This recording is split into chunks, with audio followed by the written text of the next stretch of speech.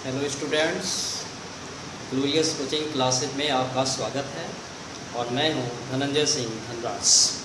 आज का टॉपिक लेकर आए हैं इन्फिनेटिव। इन्फिनेटिव का ये सेकेंड पार्ट है। इसका फर्स्ट पार्ट पहले वीडियो में मैं बना चुका हूं। यहाँ पे उसके आगे के टॉपिक को मैं समझाने का प्रयास कर रहा हूँ। इन्फिनेटिव वह वर्ब होता है जो वर्ब के साथ साथ नाउन का भी कार्य करता है, अर्थात वह नाउन होने के साथ साथ वर्ब का भी कार्य करता है। कह सकते हैं कि सेंटेंस में वह जो है पहले प्रयोग किए जाने वाली क्रिया का उद्देश्य दर्शाता है, उद्देश्य दर्शाने वाली, पर्पस दर्शाने वाली क्रिया होती है और इसका शाब्दिक अर्थ निकालने पर ना मीनिंग इसमें होता है। इन्फिनेटिव हम किसी भी सेंटेंस में लिखते कैसे हैं, और यहाँ पे देखते हैं कि इन्फिनेटिव लिखने के लिए हम उसके फर्स्ट फॉर्म से पहले, वर्ब के फर्स्ट फॉर्म से पहले टू का प्रयोग करते हैं या केवल वर्ब का फर्स्ट फॉर्म लिखते हैं, अर्थात ओमिशन टू। यहाँ पे टू का लोप दिखलाया जाता है। टू का लोप हम कैसे दिखाते हैं और कहाँ पे हम टू का प्रयोग करते हैं, इसके बारे में यहाँ पे हम सेंटेंस लिख रहे हैं। आप इसको केयर करिए। ओमिशन टू, टू का लोप कहाँ पे करते हैं? विद द फॉलोइंग फ्रेजेस, निम्नलिखित फ्रेजेस के साथ हम इन्फिनेटिव के लिए टू का लोप कर देते हैं। और इसके लिए यहाँ पे है had better, had rather, would rather, rather than, sooner than, etc। ऐसे अनेक फ्रेज आते हैं जब इस सेंटेंस में लिखे होते हैं तो इन्फिनेटिव के लिए हमें वहाँ पे टू का प्रयोग नहीं करना होता है, अर्थात टू का वहाँ पे हम लोप देते हैं। Just example, he had better to read daily. आप देख रहे हैं यहाँ पे फ्रेजल वर्ड है had better. Had better, had better अगर यहाँ सेंटेंस में दिया हो तो इन्फिनेटिव को शो करने के लिए हमें यहाँ फर्स्ट फॉर्म के पहले टू का प्रयोग नहीं करना है, अर्थात यहाँ पे इस वर्ड के साथ, ऐसे जो फ्रेज दिए हैं इनके साथ हमें ओमिशन टू, इन्फिनेटिव के लिए टू का लोप करना होता है, अर्थात टू को हटाएंगे और ये लिखेंगे यहाँ पे ही हैड बेटर रीड डेली। तो यहाँ पे क्या देखा कि टू का लोप पाया जा रहा है, क्योंकि यहाँ पे हैड बेटर जो फ्रेज है इसके साथ में टू का प्रयोग नहीं कर रहा है। Next sentence, he had rather to rest than work. यहाँ पर भी देखा जाए फ्रेजल वर्ड आया है हैड रेदर।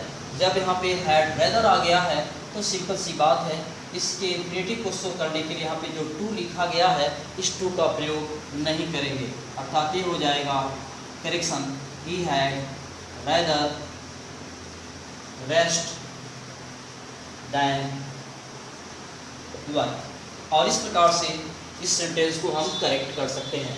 तो आपने क्या देखा कि had better, had rather, would rather, rather than, sooner than, et cetera et cetera, ऐसे जब फ्रेजल वर्ड आ जाते हैं तो हम वहाँ पे जो है इन्फिनेटिव शो करने के लिए टू को ओमिशन करते हैं, अर्थात टू का लोप कर देते हैं। विदाउट टू हम यहाँ पे इन्फिनेटिव को शो करते हैं। इस प्रकार से सेंटेंस अक्सर एग्जाम में पूछे जाते हैं, कंपटीशन में पूछे जाते हैं। आप इसको नोट करके रिपीट कर सकते हैं। हम चलते हैं इसके आगे टॉपिक, जिसके बारे में इन्फिनेटिव कुछ यूज किया जाता है और किस प्रकार से यूज करते हैं। आपने मॉडल ऑक्सिलरी वर्ब के बारे में सुना होगा। ये जो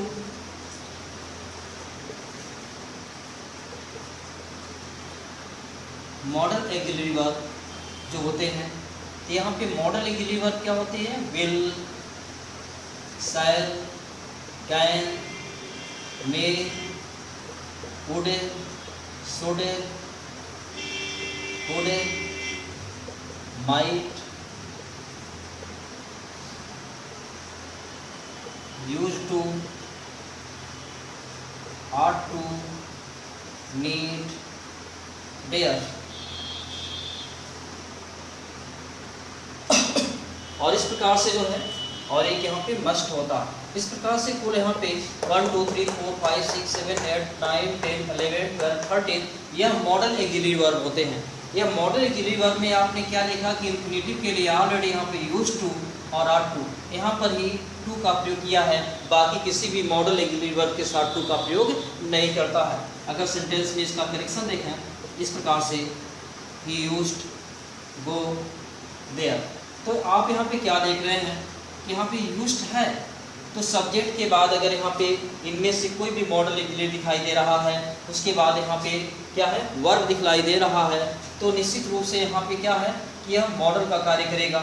मेन वर्ब अगर यहाँ है तो ये मॉडल का कार्य करेगा, और मॉडल का कार्य करेगा तो यूज्ड के साथ टू का प्रयोग किया जाना आवश्यक है, अर्थात ये हो जाएगा he used to go there. Next sentence देखते हैं।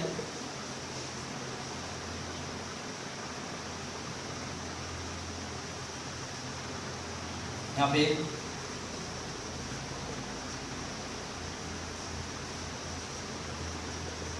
he must to complete it।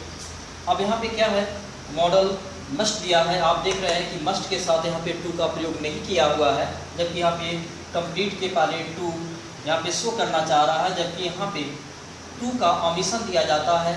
जब भी मॉडल एक्सिलरी आते हैं तो यहाँ पे वर्ब के फर्स्ट फॉर्म के पहले टू का प्रयोग नहीं करना होता है, टू का लोग दिखाते हैं, और इस प्रकार से इसका करेक्शन हो जाएगा ही मस्ट कंप्लीट इट। तो यहाँ पे क्या आपने देखा, तो आप यहाँ पे कहाँ टू प्रयोग करना है, कहाँ नहीं प्रयोग करना, तो इसके लिए सिंपल तरीका है, मॉडल एक्सिलरी वर्ब को आप देखिए, और यहाँ पे will, shall, can, may, would, should, could, might और मस्ट, देयर, नीड में टू नहीं है, केवल यूज्ड और आर्ट टू में यहाँ पे टू है। तो जब भी यहाँ पे यूज्ड या आर्ट आए तो उसके साथ टू का प्रयोग करना है, बाकी के साथ अगर टू का प्रयोग दिया भी है तो उसको हटा देना है, आपको इतना ही यहाँ पे केयर करना है। नेक्स्ट देखते हैं।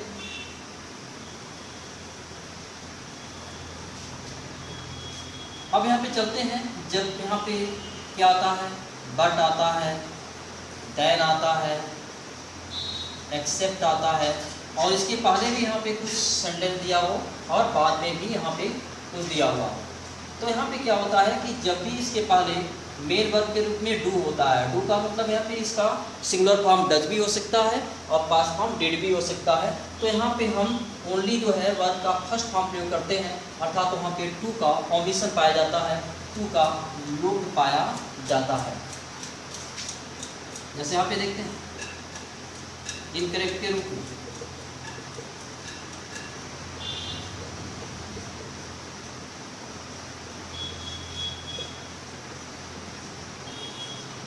यहाँ पे आपने देखा he did nothing but to play, he did nothing but to play।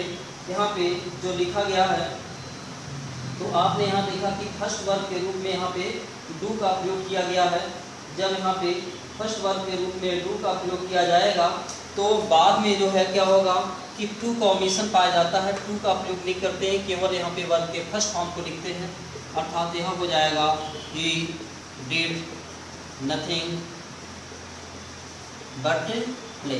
तो यहाँ पे क्या है कि प्ले के पहले टू को हटा देंगे, क्योंकि यहाँ पे जब भी डू डज डिड आ जाएगा और यहाँ पे बट हो, बट यहाँ पे आया है, देन हो, एक्सेप्ट हो, तो यहाँ पे क्या होता है उसके बाद टू नहीं लिखना होता है, अर्थात इन्फिनिटिव को शो करने के लिए वहाँ पे टू का प्रयोग नहीं करते। लेकिन अगर यहाँ पे डू नहीं है, बट देन एक्सेप्ट के पहले अगर डू नहीं है तो हम यहाँ पे टू का प्रयोग करते हैं, अर्थात यहाँ पे अदर का प्रयोग किया है, अदर वर्ब, यहाँ पे अदर वर्ब हो, और यहाँ पे क्या कॉम्बिनेशन होना चाहिए, बट हो या देन हो या एक्सेप्ट हो।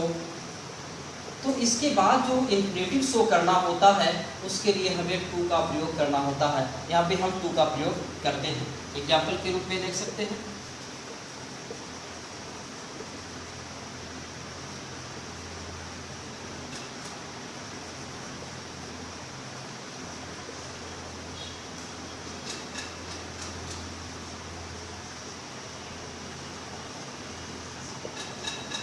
एक करेक्शन करते हैं, he had no other alternative but ran away।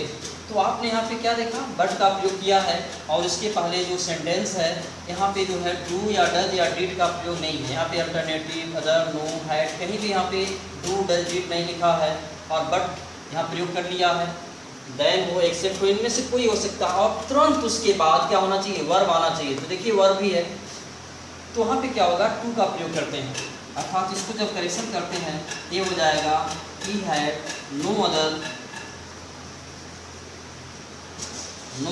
alternative but to run आगे यहाँ पे टू का प्रयोग किया गया है, टू को शो किया जा रहा है। जब यहाँ पे दैन, बट, दैन, एक्सेप्ट के साथ डू, डज, डिड हो तो वहाँ पे केवल वर्ब का फर्स्ट फॉर्म लिखेंगे इन्फिनेटिव को शो करने के लिए, अर्थात तो हमेशा टू होगा, टू का लोप दिखाया जाएगा। बट यहाँ पे अगर बट, दैन, एक्सेप्ट के पहले अगर डू, डज, डिड नहीं है, अदर कोई वर्ब है तो वहाँ पे जो है बट के बाद, दैन के बाद, एक्सेप्ट के बाद वहाँ पे टू का प्रयोग क्रिया के फर्स्ट फॉर्म से पहले किया जाना है। इस प्रकार से यह इन्फिनेटिव से रिलेटेड ये जो फैक्ट है उसको भली भांति आप प्रैक्टिस कर सकते हैं और रिवीजन भी कर सकते हैं।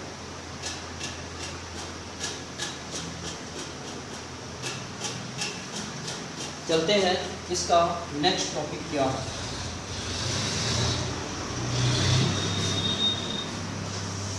आप जानते हैं कि एक वर्ब के बाद जो दूसरा वर्ब होता है वह इन्फिनेटिव का कार्य करता है अगर वह पर्पस शो कर रहा है तो। लेकिन दो अगर यहाँ पे वर्ब आ जाते हैं तो क्या होगा, जैसे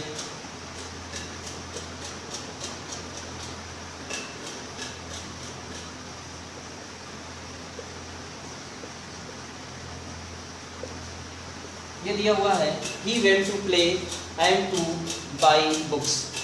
ही वेंट टू प्ले, यहाँ वेंट क्या है, मेन वर्ब है। मेन वर्ब के बाद जो है जैसे बताया गया कि यह वर्ब इन्फिनेटिव जो होता है वह उद्देश्य दर्शाता है। जैसे ही वेंट माने वह गया, भाई जाने के पीछे उसका उद्देश्य क्या था, टू प्ले खेलना था, टू बाई बुक बुक खरीदना था। तो जब यहाँ पे देखिए दो इन्फिनेटिव आ गया है, मेन वर्ब के बाद दो इन्फिनेटिव जब होता है तो वहाँ पे क्या होता है कि दोनों के साथ टू का प्रयोग नहीं करते हैं बल्कि पहले के साथ ही टू का प्रयोग कर दिया जाता है। ये हो जाएगा he went to play and buy books. तो यहाँ पे क्या देखें आप कि टू को हटा देते हैं और टू सिर्फ पहले जगह आ जाता है। यानी इन्फिनेटिव में अगर क्या होता है कि दो या दो से अधिक वर्ब इन्फिनेटिव का कार्य कर रहे होते हैं तो वहाँ पे पहले के साथ ही टू का प्रयोग करना होता है, दूसरे वाले के साथ टू का प्रयोग क्या है हटा देते हैं। इस प्रकार से हम कोई भी सेंटेंस करेक्ट कर सकते हैं। इसके इन्फिनेटिव के पहले वाले पार्ट को हम पहले वीडियो में सेंड किए हैं पार्ट 1 के नाम से, और यहाँ पे यह पार्ट 2 के नाम से होगा। इससे रिलेटेड जो भी फैक्ट हैं इन्फिनेटिव के आप आसानी से समझ सकते हैं। ओके।